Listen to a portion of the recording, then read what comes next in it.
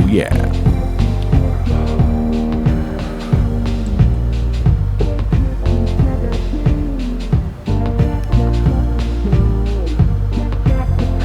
Alrighty.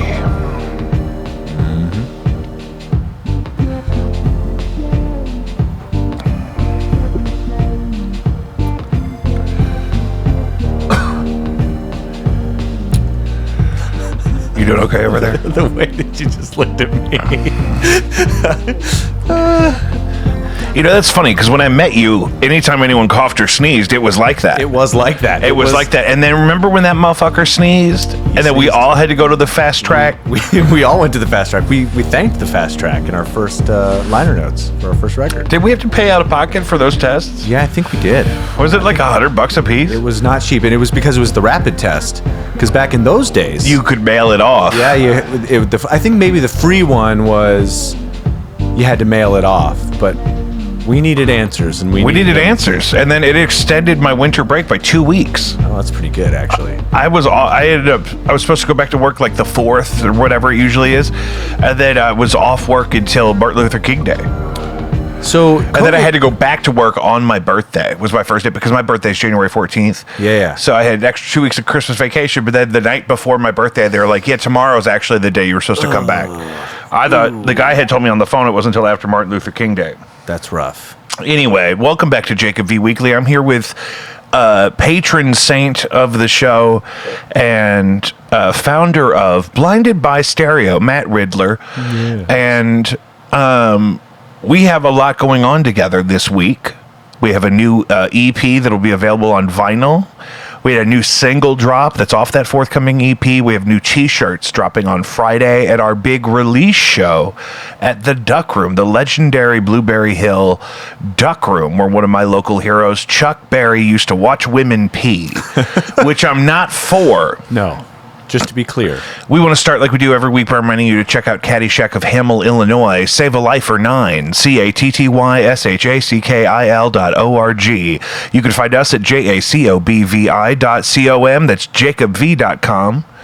The only way to support this show financially, like Matt does, is patreon.com/JacobV. So, you know, you've been on the show a couple of times. But never by yourself. No, this is the first time, and I was kind of worried that maybe this was like some But I sort feel of like we have plenty to talk about because we've never talked about maybe the stuff you would typically talk about when you talk about a band. Okay. Because we've mostly talked about me being conceived to Whitesnake. And, We did. And talk we've talked about, you know, whatever the shenanigans were with the podcast that week, especially when Colin was here with you at least that one time. That's been twice, I think. Yeah. But We talked a lot about movies on the last. Yeah, few. we talked about one of my best performing clips ever is you and me and Colin talking about the guy that died from Happy Gilmore. Oh yeah. Carl Weathers. Carl Weathers. That's one of my most successful clips across all platforms. And we don't even really say much about Carl Weathers. No, we kind of all just take turns doing one of his famous lines. I believe that's the case. Yes. R.I.P. to Carl Weathers. A lot of great D'Angelo yesterday. Oh boy. Now, did D'Angelo affect you at all? You were older than me. You would have been more contemporary when that song came out. So I was talking to my wife last night about it, and she was like, About D'Angelo? "Oh yes, of course, about D'Angelo." And I said, I wasn't as big of a fan, but Cassandra mentioned his physique. Well, that was the More big than thing. one time. His most successful song is not only one of his best songs, but it's also certainly his best video, and it's mostly slow motion, zooming out on like his naked body. Ah, yes, And that's you never right. like see full dong or whatever, but you see he has the perfect physique like Usher talks about, where you see the The V. cut in his pelvis from where his abdomen separates from his pelvis. Yeah. And he didn't look like that later in life, Okay. but he was a young guy. He was only 51. 51 with That's cancer? right around the corner for you. Ugh, don't remind me. I mean, time gets us all, Jake. Just so you I know. I was the young guy for a long time. I ran with older dudes for a long time. Like once I hit college especially, and then thereafter. Yeah. A lot of my friends, when I was 20, 22, 25, they were all 35. Yeah, so- and now I'm coming up on 35. That's right. You got to find some young friends, my man. Well, and that's part of some of the things I do when I'm not with you is younger people. Some of the things I do when I'm not with you is hang out with people that are younger. Yeah. That's pretty That's good. happened. Yeah. I mean, but I've also, aged out of a lot of that stuff. I miss out on, the No Antics guys are all younger than me. You Yeah. know what I mean? But I'm not a young man. So I'm not, in a van for multiple days playing rock and roll, You're also living on the edge. You're also a Faja. Right. That's the heart. That's so, yeah, the you only real difference. You got someone that depends on and you. if I wasn't married, I'd still be living with my mother. So I'd probably be touring every weekend. That's true. Yeah, that's true. But life that God would is be. good. So on Friday, we're going to put this out tonight immediately publicly for the sake of letting everyone know ahead of time about Friday. But for the show, so we're releasing. I guess it's an EP. It's a Yeah. collection of songs. Is it 4 songs? 4 songs. It's 4 songs, some of which you may have heard before, some of which you may not have heard before, all of which sound really, really good. We recorded these a couple of summers ago at Native, Native sound. Yep. and just amazed with, I don't know how to describe it. Just it's almost like if you were to compare it to video, it's like high definition, right? Yeah. Compared to standard definition or standard resolution or whatever, that when you hear stuff that you're used to hearing, but in a properly mixed and mastered environment, and then it's done lovingly by an Emmy-winning professional. Emmy, yeah. yeah, he's got at least an Emmy. At least an Emmy. He's Keep working an eye on that him. EGOT, He'll have though. something else. I won some free recording time from him before I met you, but before COVID, Oh, and then yeah. COVID happened.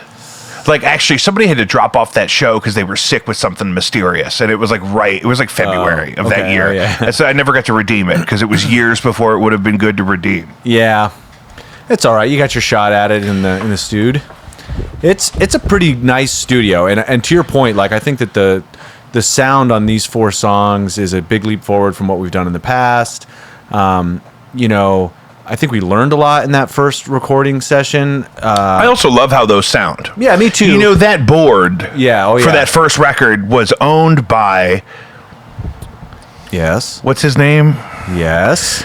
You had it, Valco, Valco. who did Rock Me Amadeus, Rock Me on that Amadeus. same board. Yes. That we did our hit record tape, Yes, which is an acronym it is an acronym. for thin, And poorly executed. yes, And same board. So if you ever listen to Rock Me Amadeus and you think that sounds like Forever in a Day, there's a reason. that's exactly what I think. There's every time I exactly hear when it. I hear it, I can't unhear it. It's actually a curse. I wish we had never done it. No, And, but I do think it sounds good. I think that first record sounds really good, and I'm really. I proud think of it's it, but- also so beneficial just that they were 2 separate places. Yeah, I agree. So, because I had a very positive experience recording the first record. I never wanted for space or resources or whatever, but just getting to hear the 2 different perspectives. Yeah.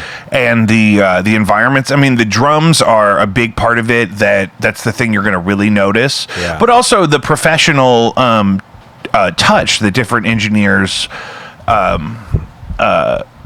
put into it is also such a noticeable thing. Yeah, I agree. And, I thought Jason did an awesome job at Sawhorse in the first record. But when we were mixing, I think he was trying to mix it and find some breathing room, right? Because it was just a lot of straight through guitar, straight through bass, and Yeah. not a lot of dynamics built into the actual songs themselves. And so we learned from that, and I think that in this new one, you'll hear it's still a rock record, but you'll hear some areas where we intentionally put in some space to try and break things up. Yeah. And give it some. Develop those dynamics. Yeah, give it some, And I think that's interest. true of any band. You notice the dynamics become more nuanced as their catalog progresses.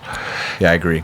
You know what I mean? Because the thing that you fall in love with about a certain arrangement of instruments or musicians is great, and it could be great kind of the same way for an hour. Yeah. And it's really when you approach 2 hours of original content that you're like, okay, how about a ballad? Well, yeah.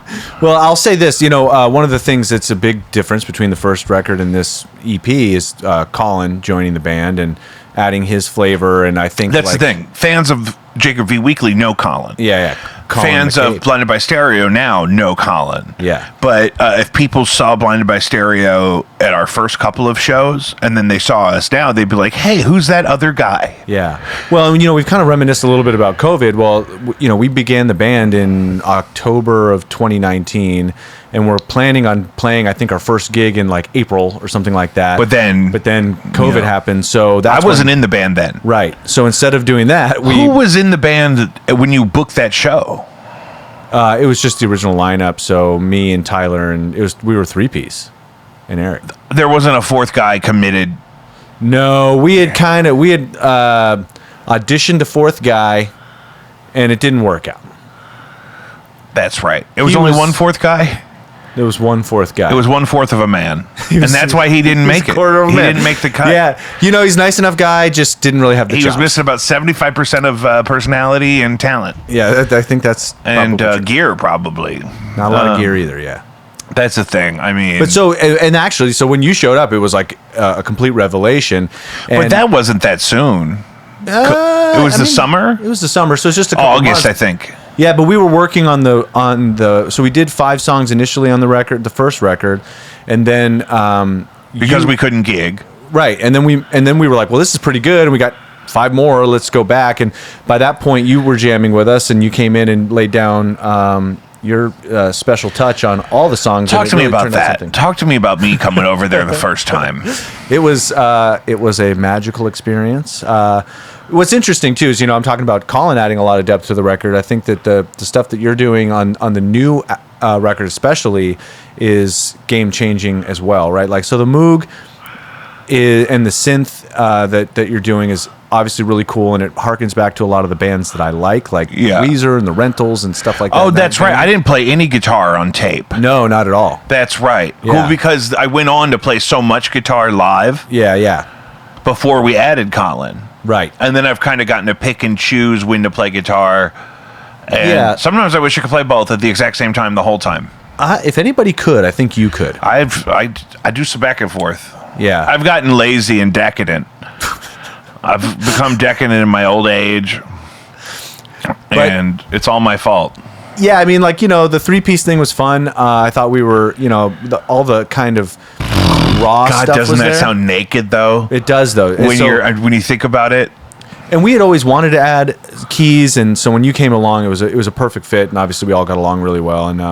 And similarly with Colin, when he showed up and had a just his approach to what he adds to the songs is good because it doesn't change anything about what you play in your original composition. Like the parts that you did, rhythmically on the guitar, and then also the lead parts, you get to do those with the integrity that you always wanted them to have. Right. And he finds things to add with his guitar to fill in the gaps. Yeah, or just add texture or whatever he's doing. And sometimes he'll do the same chord but harmonized in a different place on the neck or something, just to kind of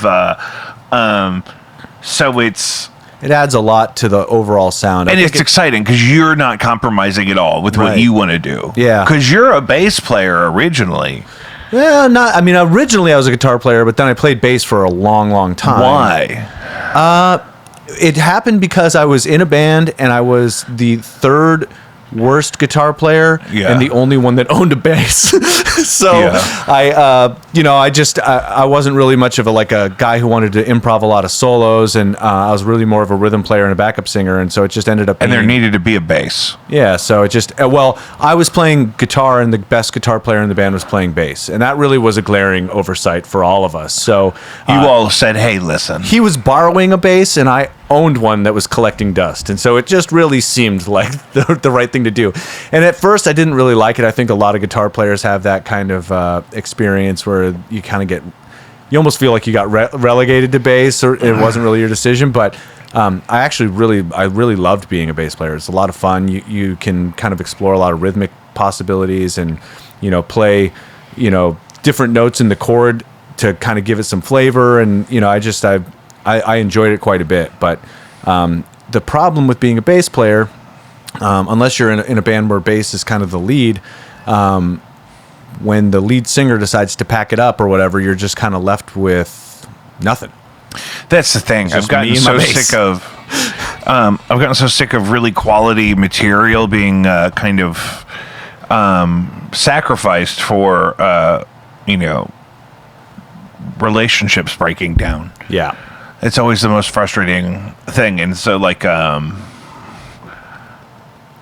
and Lucius and I have that problem. I mean, we had a record we did before they moved away for a long time, and then they're back. And so it's like, well, we got to I think I'm going to remaster that whole thing. Is that, what band is that? So we started a 2-piece called Too Deep. Too Deep. Which I think I'm going to change on all the platforms to Too Deep STL, because there's a rapper called Too Deep. And he's not getting my royalties for my songs, but he's getting all of my search credit.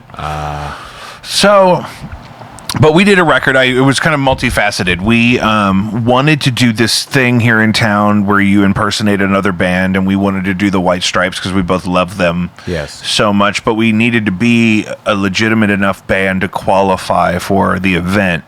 And so I said, well, listen, I've been writing these songs, and I've been trying to, record them and whatnot at my house. Let's just throw a record together. And we did a couple of shows. And then did that event 2 years in a row. Oh, okay. As the White Stripes? No, the second year we did Madonna, because they added like a decades theme to each evening. Okay. And we had a friend who's a singer that we had played with that does a great Madonna. Nice. So it was sort of like the sound of the 2 Deep record, a lot of like the Pog octave thing on my guitar, and then Lucius's drums, but then very true to the Madonna vocal. Right. Yeah. So the reason I was saying all that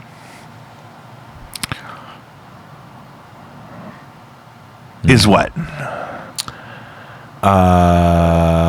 You were saying.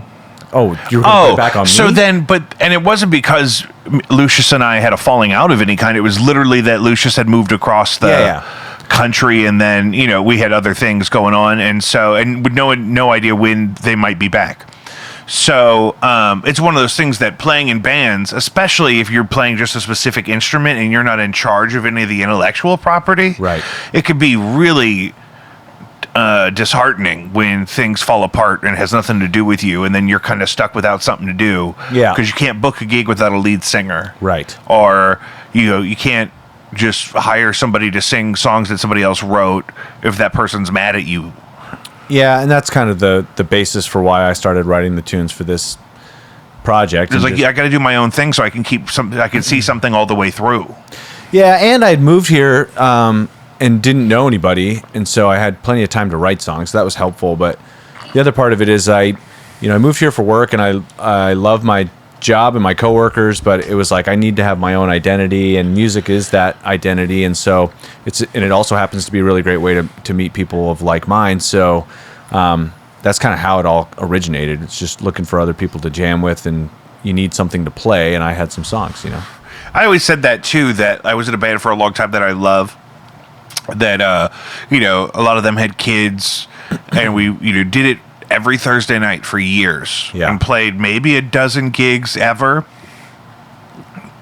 But I was like, it beats the shit out of playing golf. Yeah. At this point, it's cheaper. If we were playing golf that consistently, that's thousands of dollars in golf. True. That's true. Not to mention all the golf equipment. And I don't skimp on shit. If I went out and bought golf clubs tomorrow, I'm going to do the fucking 18 pay on clubs I do not need. That's right. They're going to be custom measured. They're going to have rare precious earth metals and shit. That's right. Engravings. And they're going to, I'm going to have my signature on all of them. And that's right. I'm going to use them once and then get mad. Yeah. And golf is a hard game to play. It's not a lot of... that doesn't make any sense to me. You're telling me all these people are out there doing that exact game? It's hard.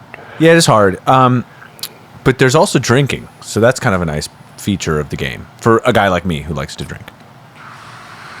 But that's even a better argument for it should be an easier game. Yeah. Golf should be easier. But what I like about golf is I played on country club patios a couple times with the cover band I was in. Okay, yeah. Before we had the baby. I love them. I hope to do that again someday. It's just that's when I was doing that. I do like the culture of it. I love being on a property like a golf course. Yeah. It's beautiful. I love the food menu. It's like elevated bar food. It is elevated bar food. If I was still boozing, I'd really get in trouble in a place like that. Yeah. I'd have to have my own little shed they could put my body in whenever I passed out. Yeah, I don't know if I'm really cut out for country club life, but it's a little stuffy. No, but, you're a little too modest. But I like to get out there. I'd have gold rings on. I'm kind of wondering now that you say that why you don't currently.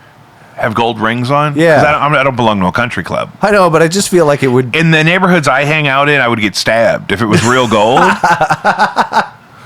I can't wear real gold to Friday night to our show at the Blueberry Hill Duck Room. Chuck Berry's ghost will mug me if I wear real gold. I bet you Chuck Berry would have worn real. Chuck gold. Berry wore real gold when I saw him there. Yeah. I was front row, I saw seated. Chuck Berry's son play a couple weeks ago. He was playing with him when I saw him. Yeah. And then his son is also doing his own thing. Oh, really? Yeah. Oh, interesting. I think it was Chuck Berry's son. I'm assuming that's who it was. Well, Maybe it it could was be his Chuck Berry's grandson. grandson. How old did he look? Younger than you or older than you? I think he was older than me. But The one that's older than you is his son. Yeah. Okay. And he's great. Yeah, he was. Did he good. play a Firebird? No, he played a ES335. Oh, he probably does that now. Yeah. Because his dad always played. But when he played with his dad has 335 and he had a Firebird. Yeah. And at one point they just swapped. I could be mistaken. It could have been his grandson. I just didn't really get the whole scoop. I kind of wish I had it now, but No, I'll give you the scoop. but it was good. He played pretty well. It was cool. We went to this pre-show for I think it was like a charity thing, but it was prior to Evolution Fest, and it was His Lordship was the band, and they kind of brought on a bunch of special guests, and he was one of them. So that was pretty cool. It was at the Golden Record. Oh, yeah, that used to be called 2720. Yeah. I did a Radiohead tribute show there, I guess, in 2017. I was in this big Radiohead tribute band with like 6 or 7 people. Oh wow. What era of Radiohead are we talking here? All Well, we eras? did we played all of OK Computer Okay. for its anniversary. That feels ambitious. No, it was good because the guy that was in charge of it,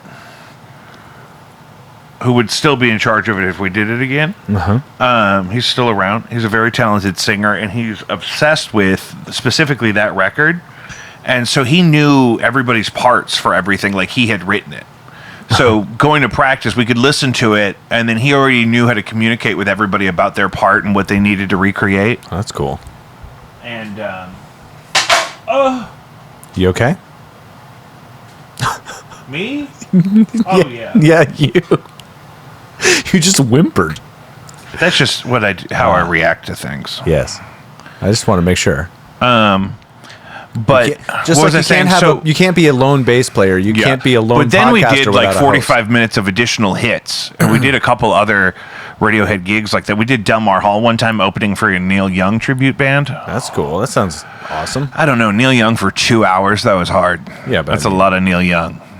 Get to But play yeah, Delmar it was Hall. cool to have the lights and the sound and the everything. But that band, I served a lot of roles because I really helped get everything organized. We could practice at my house for free, and I played a little guitar, a little keyboard, and I had a MacBook I would run like samples and stuff Okay, off yep. of. So like I was filling in all the gaps. We had an additional keyboardist, an additional percussionist, a bassist, at least 2 or 3 guys playing guitar. Yeah. Drums, of course. It was really great, but also kind of before I did all of this video and stuff that I do now, and yeah. so I don't have record of a ton of it, which is a bummer. That is a bummer. But I had never really gotten into Radiohead until I did that, and I had just gotten this Eventide pedal for the first time. What, H9 or The H9, Yeah. the other one wasn't out yet, and the and so I got really into reverb, and Okay. I started to appreciate Radiohead, and so it was a maturing. Yeah. For I me. I like that anytime it's, I talk about your guitar playing often, and I'll talk about how Jake is always 2 things. He's always in key, and he's always got great fucking tone. Well, thank always. you. And you could have a pedal board with like 2 pedals on it, and it sounds insanely huge. And I have a pedal board with 9 dirt pedals, and it sounds like thin and poorly executed. I mean, like it's in the title. So, I've always marveled at that. It's good. I probably need to find more. I probably need to work with more time-based effects to thicken things up and get some slap back. I don't know. When you have other guitars and there's so much noise happening in the room, and the room is a part of the sound, I don't find that stuff to be necessary. You use the reverb on your amp? Only a little bit, but yeah, I do. I mean, a little more of that would. I mean, there's a lot of the time. I had that big JHS board with the 2 different delays and the reverb and whatever, and I just found that, like, the reverb had a little bit of reverb and then a button for a lot more reverb, and between those two, I never really hurt for delay, because reverb, you get the space and you make it dramatic without having to worry about the clerical part of the tempo or the amount of feedback. Now, the analog delay thing, what do you have where you do the self-oscillating thing? Yeah. I do enjoy that a great deal. And I have that triple threat. It's in my trunk right now. Right, we were just, and that third band triple threat thing, that delay will do that. Right. I had a carbon copy for a while that would do that. That's the first time I discovered that. Yeah, and that's a very like Karma Police kind of. He had one of those for that when we did that. Yeah, it kind of does that really well. I don't use a whole lot of reverb or really anything other than I've got a phaser that I put on for just certain songs, and then I've got a Keeley. But that's the thing too. That's also on that. It's a phaser and a delay and a distortion, and the phaser pre-gain, like you have yours, right? I think it's post-gain now. Is it? That's weird. It's very different. It's very different that way.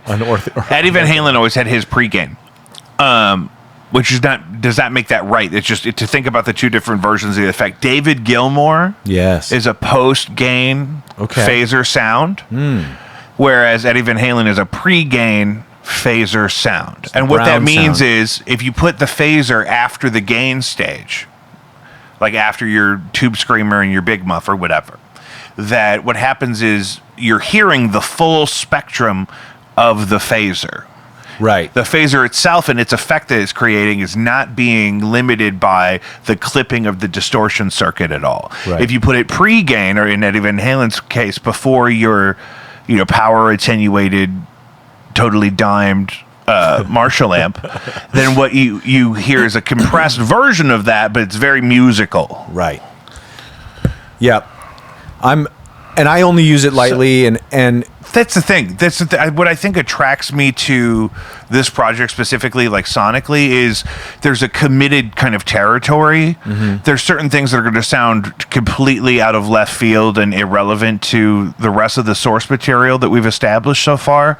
So it gives us a sonic lane to work in.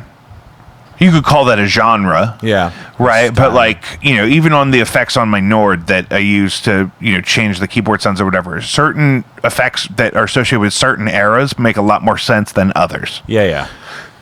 Like a really grainy, jet flanger doesn't make any sense. That belongs in We Built This City on Rock and Roll. I was going to say, there's not a lot where a flanger really kind of... That's also not true. You could do some flanging, but not with us. It's not a part of our palette. Some flanging. That's the thing. You got to commit to a palette. I had a flanger for one time, too, because I think Kurt Cobain had one at one point. He had a choral flange. Yeah. And I was like, oh, how do we get that? It was on Aneurysm, that tune, I think, right at the beginning on the live. Correct. Yeah, so... I forget if it was like Muddy Banks of the Wishka or whatever that was, but it that sound, and I was obsessed with it when I was 13 or whatever. But the other pedal I use is a Keeley Hook reverb. It's got it's like a reverb spring. And vibrato. It's a spring. It's also got a trem function. Okay, yeah. But I don't use that. It's got trem, and then it's got florpus or whatever. That sounds completely insane. But the that's like flanger on the reverb trail, I think. Yeah, I enjoy that kind of stuff. But again, I've kind of committed to my Eventide stuff. Kind of covers all of that because I just pull it up. And what's nice about that Keeley pedal is it's got a lot of it's got a clean boost as part of the, like, if you even put Yeah, the some level up- reverbs will do that. That it has its own kind of preamp, so Yeah. you can boost or attenuate your signal to make up for how the reverb changes your perception of your own volume. So I'll use that a lot on The leads. Topanga by Catalan Bread does Yeah. that Oh, because yeah. they're emulating an actual spring reverb unit, which would have had a preamp, like Right. how an Echoplex had a preamp. Right. And that's a great feature, especially when you're running it in front of your amp like you're doing. Yeah. And that's I use that on lead parts a lot, and I love that pedal. Yeah, and I think reverb can very satisfyingly replace delay a lot because in the growth of electronic music and synthesis and whatnot, the guitar can sound like the guitar, Yep. and that's more okay than maybe it was 20 years ago because there's so many other sounds that are available for a composition that if you want guitar, you don't want it to get too crazy. Yeah. Yeah, and to your point, like, we're playing a specific style of music that has kind of a We call that power pop. power pop. Was that a part of your original vision when you said, you know what, I'm tired of bands breaking up and me not having something to do. I'm going to write my own thing and do my own record and blah, blah, blah. Was that the original genre you had in mind? Yeah. Where does that come from? Just kind of my love of the genre, I'd say. But the other part of it is just like I spent a long time in, like, my teenage and college years just kind of listening to depressing music, and I just wanted to do something that was exciting and people could dance to, and that's really kind To of contribute something positive. Yeah, I mean, I don't even know if it was all altruistic. You don't want to that give way. yourself that much credit. No, I don't even think it's modesty. maybe you I think it's shouldn't. just. I think it was just, I just wanted it to be a fun time for everyone. I mean, I think that's really it. I mean, it's the most fun thing that I could be doing, and I want the audience to be able to match that excitement that I'm having on stage. I think that's a part of it too. When I notice that the age of everything has to be the coolest, most enigmatic thing ever is coming to an end in a way that, like, if you're gonna bother to leave the house to go see live music, it shouldn't be sad. Yeah, I agree with that. And not to say that I don't love music that is I sad love or- music that is sad. Especially when I'm sad. I have a Yes. whole playlist. It's good. Yeah, it's good. I call it Sometimes I Get Sad, and it's for that, and like that stuff is so well communicated in the medium of recorded music that, like, unless you're doing a long set and you take a moment for a recess into something more somber in a way that makes sense and that's a part of your genre already, give the people, if you're doing 45 minutes, lightning all the way through, give them the gold. Yeah, Burn the barn. that's been kind of our MO through this whole thing, is just all killer, no filler whenever we're on stage. Especially if you're playing under an hour. Yeah. I mean, rock it out, sisters. But, Send it's it funny straight to 'cause Sony. It's funny, though, because, I went and saw Super Drag a couple weeks back with Colin in New York, and it was an amazing show, really cool. They're a band that one-hit wonder from the 90s, but, like, Which hit was that? it was called Sucked Out. It's very How's that good. go? Who sucked out the feeling? Oh, yeah. Yeah. There's that a cappella part in the Yeah. bridge or what? Yeah, Yeah. that's a great song. It's a good song, and it's a great record, and all the stuff they did after that was But that's was not better. the guy that was in Nine Inch Nails. No. That was, hey man, nice shot. Yeah, that was Filter. Filter. Yeah. Okay, good. Okay, I'm caught up. Yeah. And they Similar were, enough and- vocal style. I'm not crazy. Yeah, I agree with that. And yeah, but Filter were more than a one-hit wonder. They had Hey Man, I Shot. They also had Take My Picture. Is that what that That was song's him? called? Oh yeah. I thought It's it was so called different. Smack My Bitch Up. No, that's Prodigy. Oh.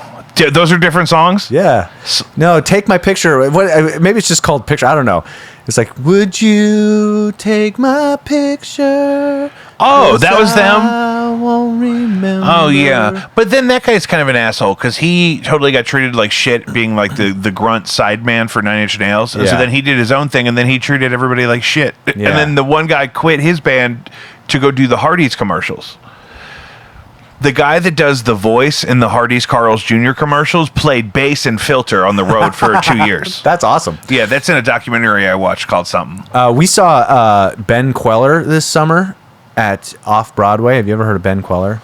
It doesn't matter. I get him mixed up with Keller Williams. Yeah, not Keller Williams. Ben Queller. But what was interesting is we were watching the band, and Colin and I were there, and he was like, "I'm pretty sure the bassist is Mick Lovin." And I was like, "No, there's no way that is Mick Lovin." I mean, granted, it looks like Mick Lovin. It looks like Mick Lovin had maybe ate Mick Lovin, but he's much larger man now. But it was McLovin, it was Mick Lovin, the actor. the actor, He's playing bass for who? Ben Queller, on tour. Well, He's left-handed too. Interestingly enough, he's left-handed, plays bass upside down, an upside down bass with upside down strings. Which Which, by the way, I don't like very much. It kind of bothers me. I'm into Doyle Bramall Jr. Who's that? He's mostly the son of a famous guy with a beautiful singing voice and a really cool pedal board. Oh, nice. But he's like a guitar player guy. But he plays, I want to say, like a left-handed 60 Strat upside down right-handed. Mother. Or something like that. Something like You know who else does unnecessary. that? Joe Perry does that. And that pisses me because it's like they're trying to do the Hendrix thing or But whatever. in their own orientation. Yeah, but it's I like- also don't think string instruments, if you're left, I think my daughter might be left-handed. Nice. It's coming. She often will reach with her left hand, and I'm not. My When baby. does that take hold? When do you... well, when will you it know? depends on what kind of school you go to. That's right. If you go to a And- nunnery... Yeah, if you go to the convent, they'll beat that right out of you. You won't have a left hand when they're done with you. That's right. I bet you're going to be right-handed now, the way That's God right. intended, because you That's- won't have a left hand, Julia. Yeah. And No, that's there not will that be that no should- sinister women in Listen, my can I home. say something? I'm not for that. Okay.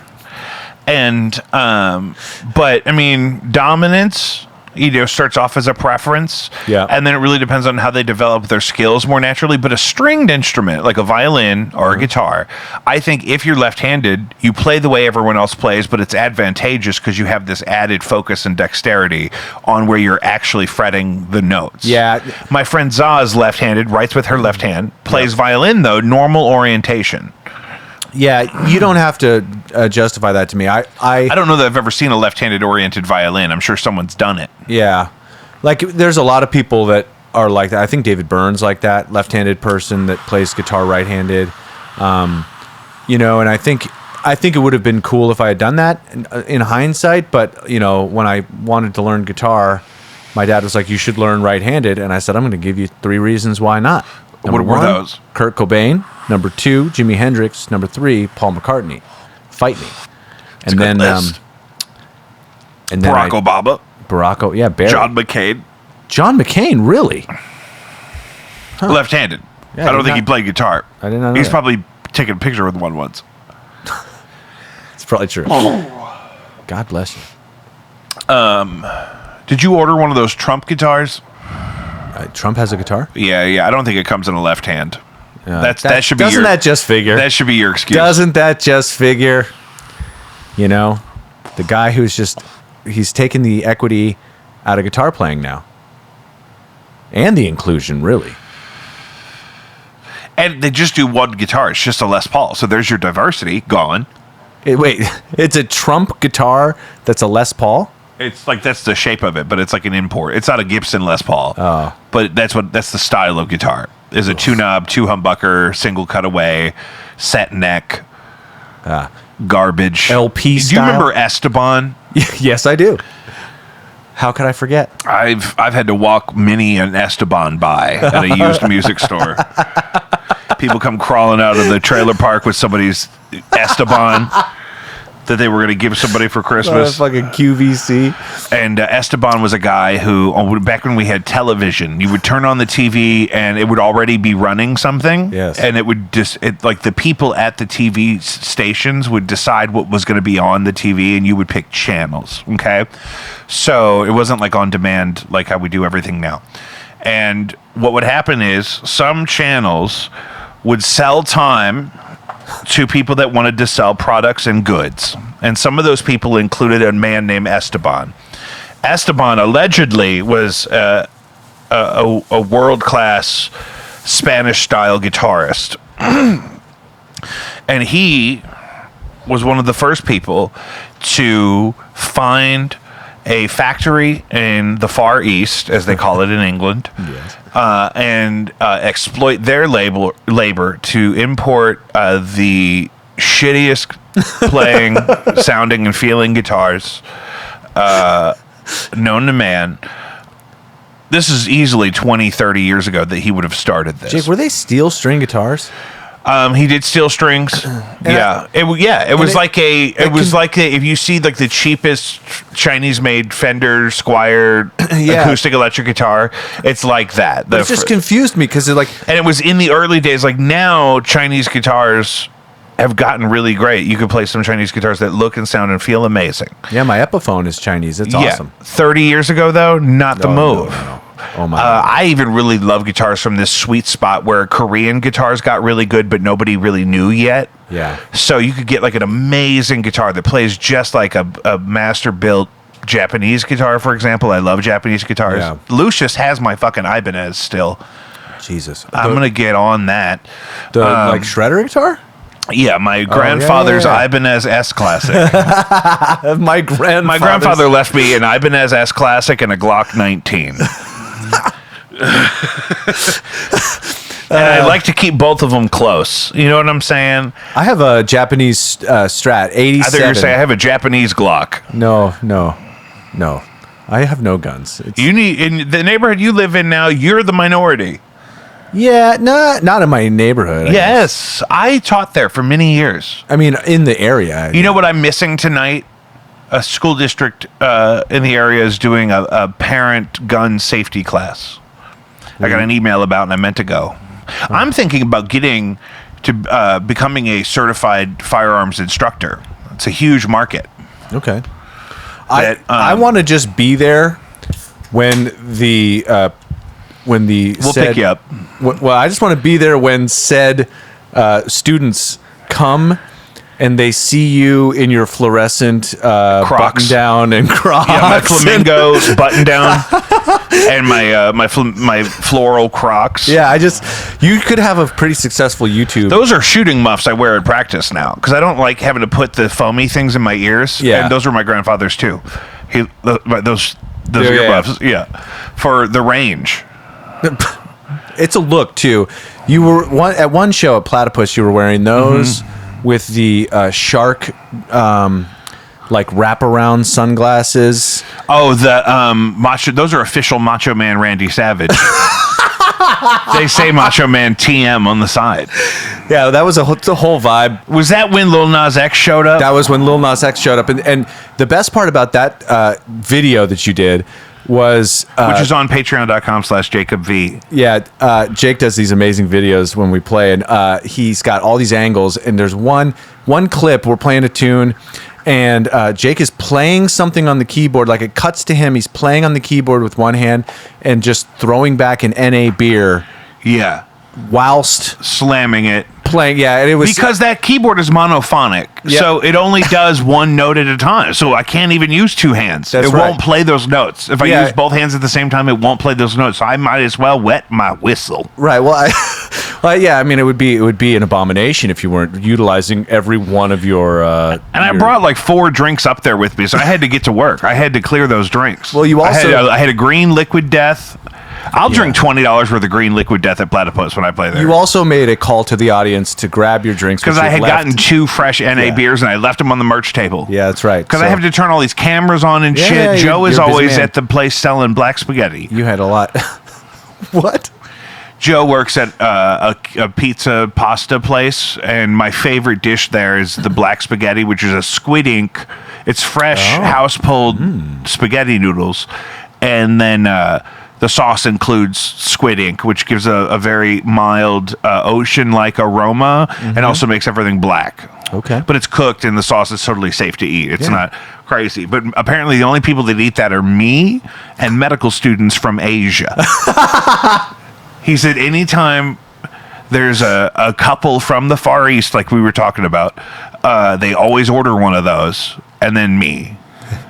Everyone else gets pizza or salad. Sometimes they'll get the tortellini. They do a lovely tortellini at this place where you just get the hot tortellini with nothing on it in the bowl, and you get a kettle of hot bone broth. Nice. Ooh, that It's sounds very lovely. It's a very sophisticated menu. when you're talking about so it tastes like spaghetti sauce, I guess. yeah, it's they end with up an ocean. that dish also has like 28 unique ingredients. So it's a pain in the ass because that adds up. So like if I get that at Antonino's, it's just black spaghetti, and it's Yeah. like it's like a marinara sauce. I guess there is tomato in it, but it's the squid ink completely colors it all Right. black. Now there's at Katie's where Joe sells those. Has all sorts of seafood, scallops and shrimp and mussels and clams and That sounds good. When you're talking about black marinara, it reminds me of my that'd be a youth. great band name. Black Marinara is a good band name.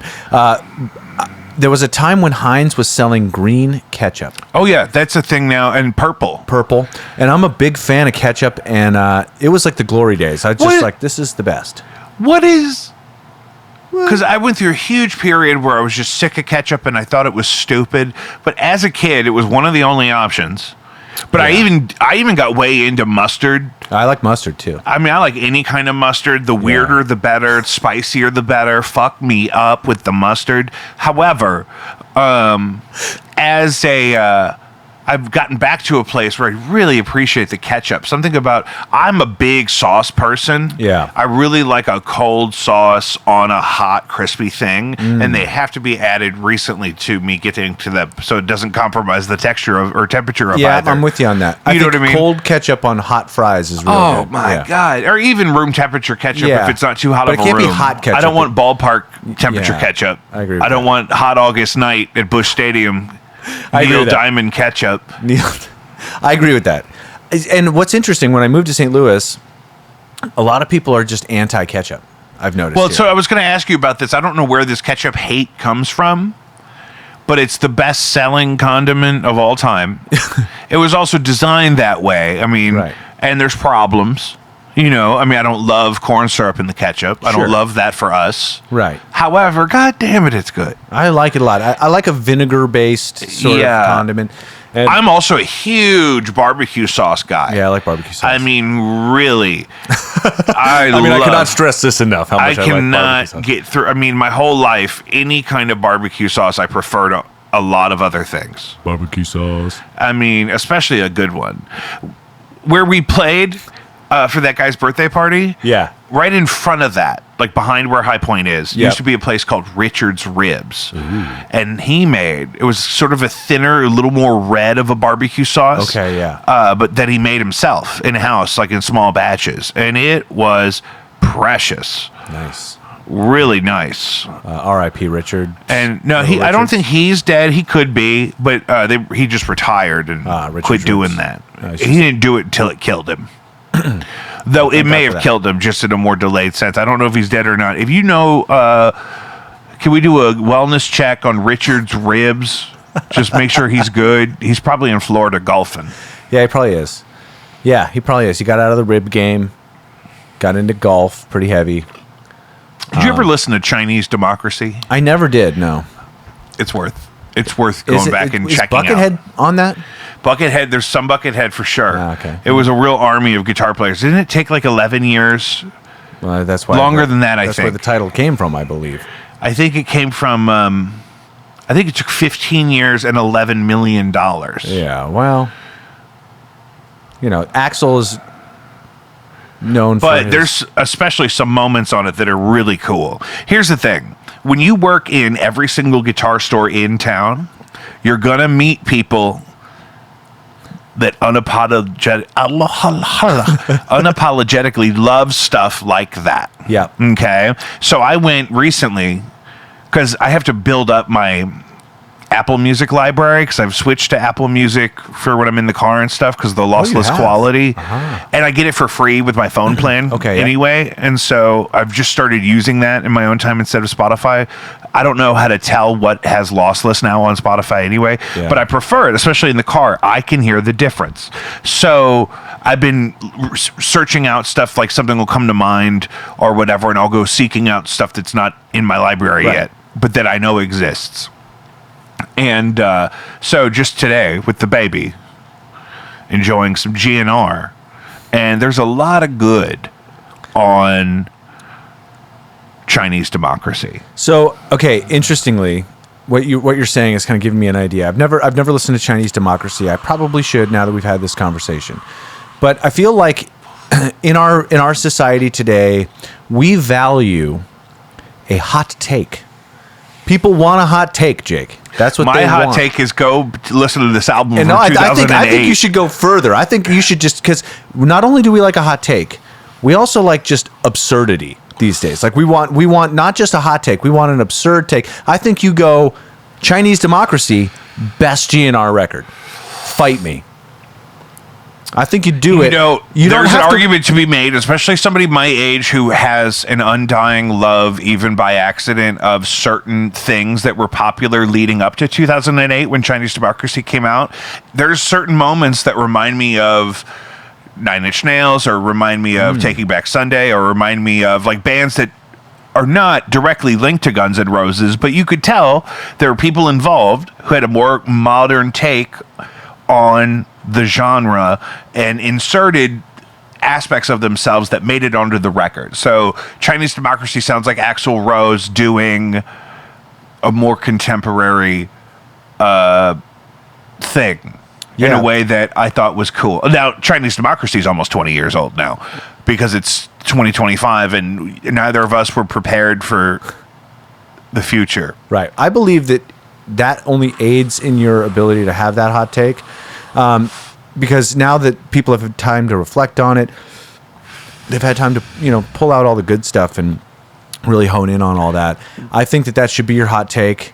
And if it's not, I might steal it and just start saying it, because you can say ridiculous things now that you don't even believe with complete impunity. Like nobody cares. It's not even that big of a deal. Yeah. It's not even going to be the craziest thing those people see that day That's in right. person. That's right. And I'm absolutely with you. One of the things I've noticed that's absolutely always funny to me is unexpected specificity.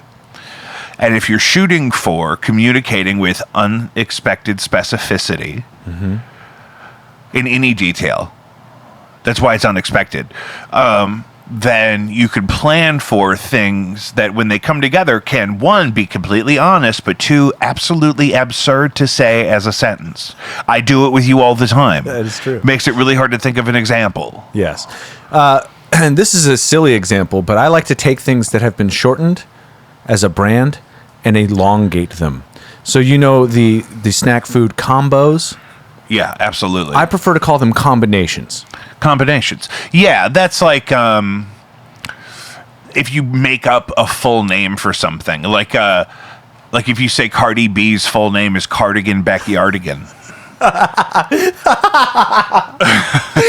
That one really got me. That took me by surprise there. Well, that's the thing. You had no idea where that sentence was going to go. I didn't. At no word did you know what the next one was going to be. No. But that's a meme I saw years ago that Cardi B's full name is Cardigan Backyardigan. See, that's unexpected. And but also what you're talking about, that's probably called something, because it's like onomatopoeia is a word to represent a sound, right? So there's got to be a name for that function of what we're talking about. There's got to be it's not worth looking up because I don't even know what I'm trying to say. You know what I like too? I want to make sure I'm right in what I'm saying. Is it a portmanteau? What is a portmanteau? A portmanteau? Portman? Natalie? Oh no, I'm thinking of the wrong word. What's the word? Damn it. I'll think of it. I don't know what you're talking about. Oh no, I'm right. It's a portmanteau is it's a word that is formed by blending two words, such as brunch, breakfast and lunch, or smog, smoke and fog. I like that. Stratocaster, Telecaster, But what? porta potty. porta potty's a great one. People love that. Yeah, I get a kick out of those things. Nobody likes having to use a porta potty. No, good God, no. I mean, I like the trailers where it's kind of like a actual bathroom in a trailer that they pull out. That's a much more expensive prospect, I guess. That's right. You don't get as much good graffiti in those like star trailers. As a young man, Tower Grove Park had porta potties around all the time. And so there were times I'd be driving around drinking Diet Coke, playing Pokemon Go, and I'd just go pee in a porta potty that had been in the same place for way too long. I don't know if they were swapping them. Yeah, the little check mark stopped decorated 2 years ago on the little care sheet on the inside. Yeah, there was no like proof of inspection or there was none of that going on. I mean, hand sanitizer. You know, I was just gone. grateful though. Anytime I pulled up and there wasn't somebody in it. Right. Yeah.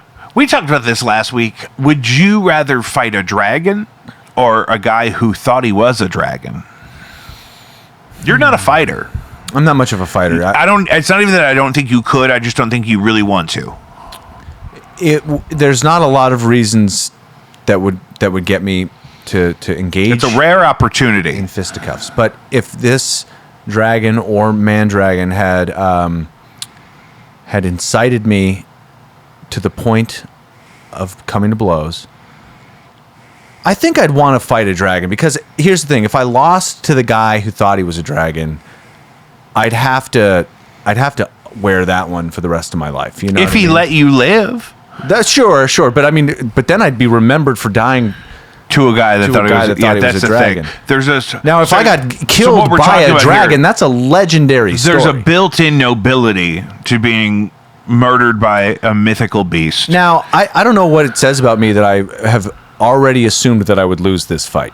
That's the thing. I believe in you, Matt. I think you could kill a dragon. But so I could kill a dragon, and I don't think I would face charges. But if I killed a man who thought he was a dragon, I think I'm going to find myself in court. Not in this state, I don't think. I think they'd probably on the low be grateful, and they'd be like, "Listen, you know, we're going to hit you with a weapons charge because that was Jake's grandfather's gun, and you don't have a receipt." Right. But yeah, in fact, here's a Medal of Honor. Yeah, for you. But actually, we have a social worker here who wants to buy you dinner. She heard you like Outback Steakhouse. Yeah, that's a nice steak dinner for the service you have done Outback for the Steakhouse community. is really fun if you're going because somebody gave you a gift card. That's right. It's a thoughtful gift. It's a thoughtful gift. You get the bloomin' onion. You get a giant Diet Pepsi, probably. It's probably Pepsi. Was it your show when you guys were talking about the amount of calories in a bloomin' onion? Probably not. I heard it somewhere, and it was, I remember it being mind-bending. Kind of a lot for an onion. Yeah, it was a lot for an onion. That's right. Kind of a lot for an onion. The new album by Blinded by Stereo. The new album by Blinded by Stereo.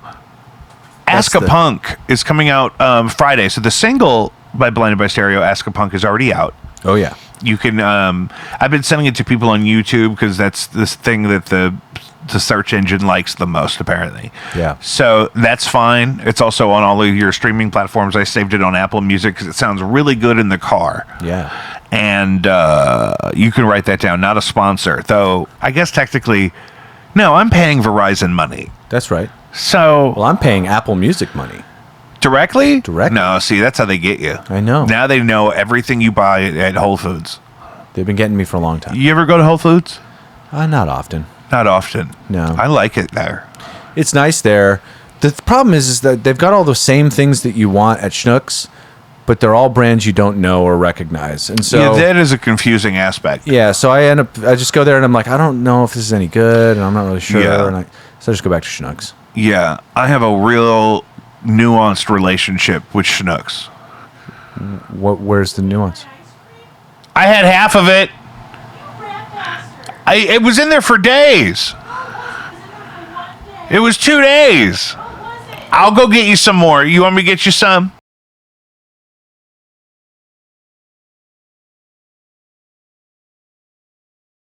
I didn't know that they were correlated.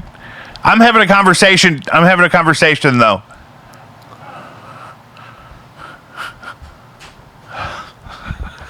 You rat bastard.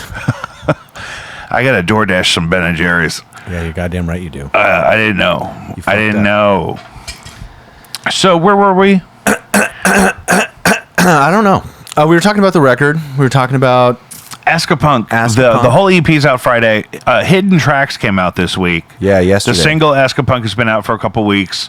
Yep. Do your thing on it. And if you want to be the first person to be able to buy the vinyl EP 10-inch in person, you can come see us Friday night, the Blueberry Hill Duck Room here in St. Louis. We're playing with Andrew Ryan Correct. Oh, yeah. He's opening up the show. and Synthetic Sun, who Synthetic I Sun. love. Yeah, they're a great band. I mean, that's going to be so good. Yeah. And of course, we're going to do all the songs from the new EP and then the favorites from our last LP, both of which are going to be for sale on Bandcamp Correct. Yep. still. And I think we should do the shirts on Bandcamp.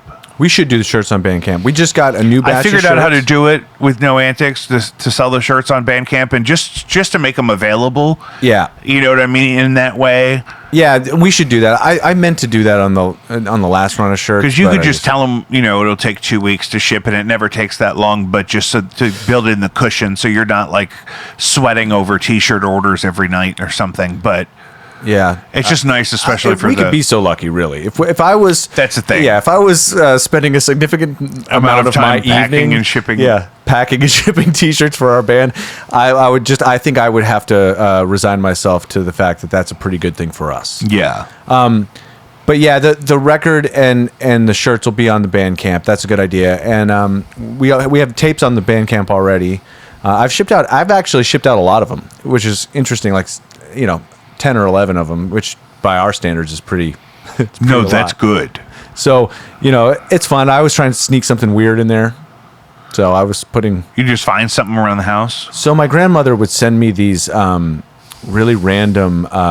She would send me a card, and on the cover of the card would be like an eagle for some reason. Beautiful. And so I would then get a Sharpie and try and you'd be smoking a cig and have a pair of shades or whatever, and be saying the word rock or something, and then I would sneak that in there so that the person who got that got a little goodie. That's lovely. What a Yeah. great And I'd say tradition. thanks. Blendedbystereo.bandcamp.com. You can have that exact experience. You sure can. In as short as 7 to 10 business days, maybe quicker. It really, people don't want to work anymore. Yeah.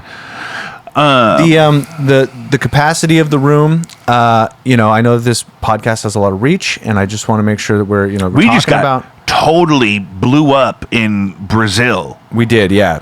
Did I tell you about this? No. The audio version of the show, which is available on all your podcast platforms, just got like 500 new downloads in Brazil. Ooh, nice. Which is that's a noticeable spike for me. 500 downloads. Yeah. In a short period of time, especially in one place like that. Also, some going on in India. I haven't hired anybody to do any of that, so it's not me. Stereo.com. I'm not above it, but I just haven't. Rock and roll needs. I figure let me stay grassroots, and then I can always have that defense that it's grassroots. Yeah, I'm just trying to say the name of the So band. what? More That so I can catch- 1,400 people just watched my clip about what was the? There was one about an alien. It may not have been the alien, but here's the problem, folks. Let's talk. You want to talk about, because you're an executor of the show, being a patron. I'm a patron, yes. Yeah. So I mean, there's a certain follow up here. Analytics. Here we go. Man looks at statistics on phone. Here we go. This is that'll be the caption. 1,300 people just watched the entire clip of me talking about is it disingenuous for a jogging boutique to have a rainbow political sign in their doorway, and only like a third of those people are subscribed to the channel. I want to know what their problem is. Like, they're watching the clips. Why don't they hit the button? They're getting the milk. I hit the button all the time. They're getting I'm the ratioed milk AF. for free. I It's think they free should to buy the you, cow. and you'll get a notification. There are thousands of hours of bonus materials on the Patreon as well. I hadn't even thought about that, Matt. That's such a great point. And I've been making older posts, this and that, here and there, moving some of them to the free tier because that avenue of Patreon has opened up a little bit more. So a couple of choice things are free on the free tier. I don't love all of that. You can also buy artifacts there if you want to buy an individual thing. There are certain posts that are available that way that are a lot of fun. No pressure there. We've totally hit our hour. Well, before we go, I just one thing I just want to say, just to plug the show a little bit more. And, yes, please. That's what I was saying. Yeah, I always have a good time hanging with you, Jake, and the conversation tends to go in all directions, which is what I like about it. But did you see Lenny Kravitz the other day? I didn't see him. No. Did Colin see Lenny Kravitz? Yeah. Did you watch Lenny Kravitz? Yeah, he did. What did he say about it? I think he said it was good. The guys from my work really liked it. Like they were real into it. I wanted to go. I was exhausted. He deserves that because he really felt like he got left out on a limb, like artistically or whatever. I don't really know what he means by that, but he lives in France. He doesn't feel at home in America, but I think he's from America. Yeah, I'm fairly certain he is. I wish he'd put a shirt on him. He's 54. He's got that RFK bod. He's a mostly raw vegan. I know. The only reason why I said anything about RFK is because I was listening to your episod from last week and you guys were talking about his, I always check in with RFK. I have a special place in my heart for RFK. He's been very popular on a couple of... You gave me a look like, what the fuck are you doing? When? Just now. It was great. Oh, well, I didn't... It was one of those unexpected moments like we talked about. Yes. That... I have to, I keep tabs on him. He's really upset right now about the Tylenol thing, so he's going through a lot with that. I need to check on him. But I mean, the circumcision thing. They could work on some of the messaging. They could work on some of the jumping to some conclusions, and maybe in an extreme way. Every changes in medicine should be gradual. I agree. Well, we don't want to shock to anybody's system. Yeah. The circumcision news was, and I base that solely on particularly shocking to me. I just was like, I just don't know how they made the correlation. The no, I didn't consent as an infant to undergoing that operation. However, I definitely prefer it that way. Sometimes, the internet is a disgusting place. So sometimes you'll be, cruising the internet, completely innocent, and then an uncircumcised penis will arrive nearby your purview. And I find it disturbing. We may have got off the rails here. And it's my fault. We're over an hour in, so we're protected from anybody knowing that we ever talked about this. Okay, good. I just feel weird about trying to bring it back to the band now. No. Let's put a buffer in there somewhere. Yeah, we should probably talk about something. If you've ever felt like you had room in your heart and your home for a rescue kitten or a whole litter of rescue kittens, please find us at caddyshackil.org. That's Caddyshack of Hamel, Illinois. Save a life or 9. I'm here with Matt Riddle from Blended by Stereo. We're talking about our album release show Friday, dropping a 10-inch extended play record. Yes. And it's coming out, and we're going to be playing the whole thing at the Blueberry Hill Duck Room, where I once saw Chuck Berry as a young boy. I was a young boy. He was 84 at the time. I was maybe 19. But so, Matt, what were you saying? I was just what's cool about on Friday, and I hope that the folks on this podcast are feeling that they want to come and check it out. But what's cool about the show on Friday is that the band is in such a great place. I think like we've been together for several years. There have been ups and downs as there are with any band. But we're just in a really great spot. Like we were talking about what you bring to the band, what Colin has brought to the band. Obviously, Tyler, the bass player, is a he is an incredibly animated dude and brings so much to the live experience, and it's just so much fun. He's just one of my favorite people. And then we added Laura about a year ago to the band. Has it been that long already? Yeah, behind the kit, and she's an excellent drummer, but just a really cool person to hang with. Yeah, an easy fit.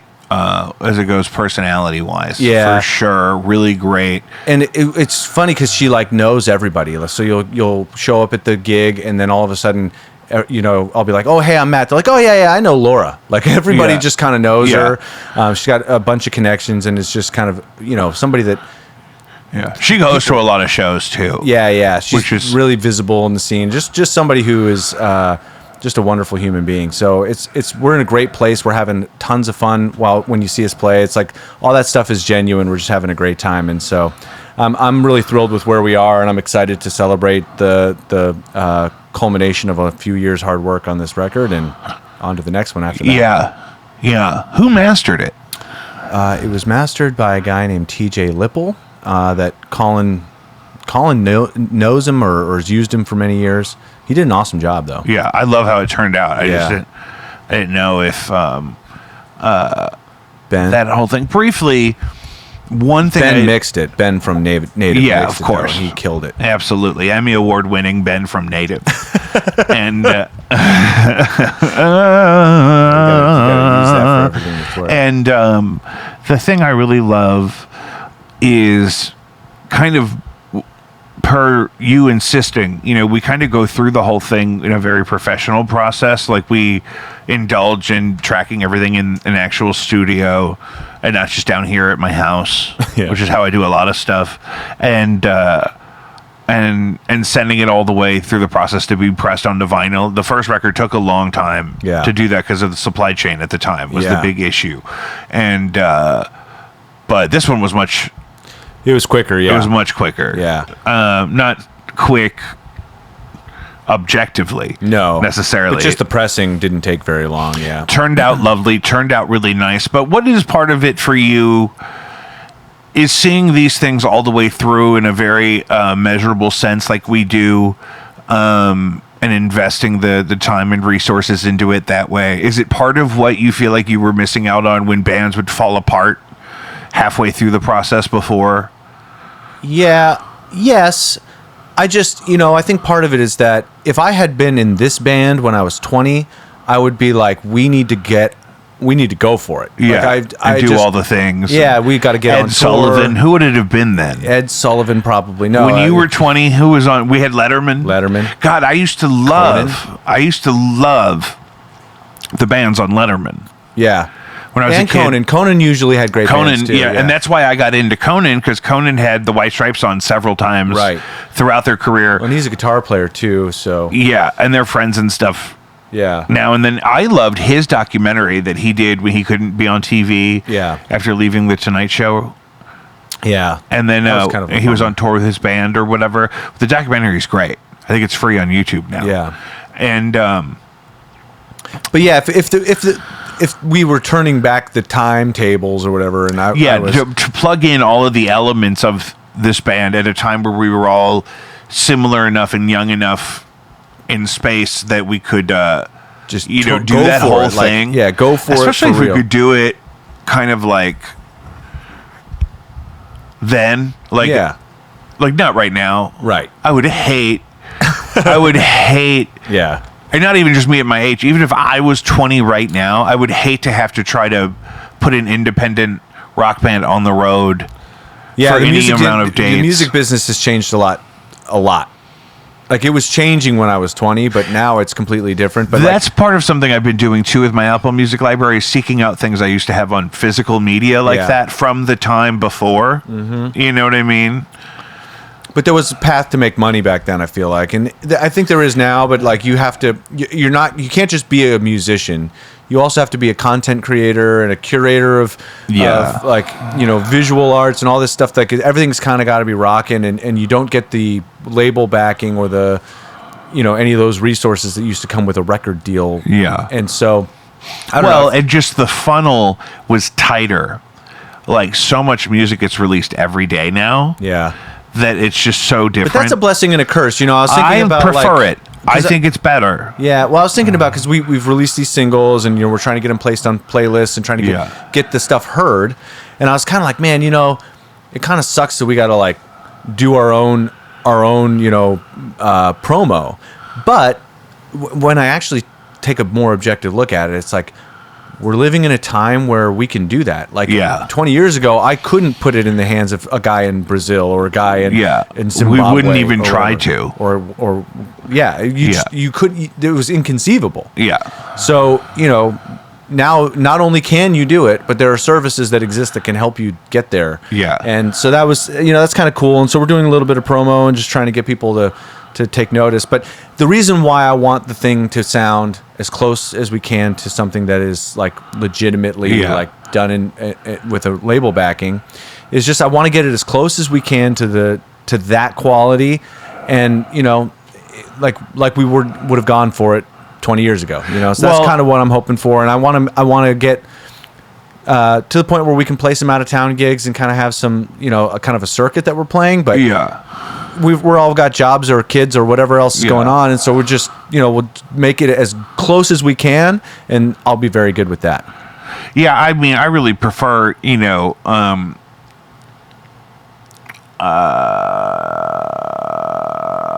weekending kind of thing, like a couple out of towns on a weekend. Yeah, is a lot of fun. Yeah, it sure is. You rope in like the travel or whatever, but I spend way too much money on the road playing music, because I'm like, well, I'm not gonna fucking sleep in the car. You know what I mean? I'm gonna. Yeah, I think that's another thing, like sleeping on but the floor. But it's fun. I mean, it's like we would do it if we were playing golf. Yeah, that's right. If we said, guys, do you want to go to Ohio and play golf? You know what I mean? Yeah, we wouldn't sleep in the van playing golf. True. That's true, and it's the thing I love the most. Amen. It's the thing I love the most. So it's like it's worth investing in, and it's worth putting in the money to have the experience. Well, and I think part of what makes the internet a positive thing in this respect is it makes publishing creative output, or publishing your art form, whatever it is, in a more free way. Yeah. The problem is, you're not guaranteed to make any money. No. But the funnels used to be so tight. It was like the musical guest, even on Conan, did one song. Right. And it's an hour-long show in the middle of the night, full of commercials, and you get like one, maybe two songs if you're lucky. And some of those bands never were heard from again, I mean... Some of them, yeah. I mean, some of them manage blogs about guitars now. Which can also be lucrative these days. Not in this case, though. No. But I mean, like, the economy, the entertainment economy has changed quite a bit, right? Because it's been put back into the hands of the creators. You can be YouTube famous. It's not inconceivable. But the quality of the material has kind of, I don't know, taken a hit, right? From a production value. There's a lot of dog shit out there. There's a lot.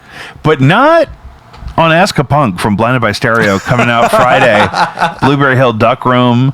At least the audio version of this will go out tonight. So get at them. How much is the record going to be? Do we know? I think it's $20. $20.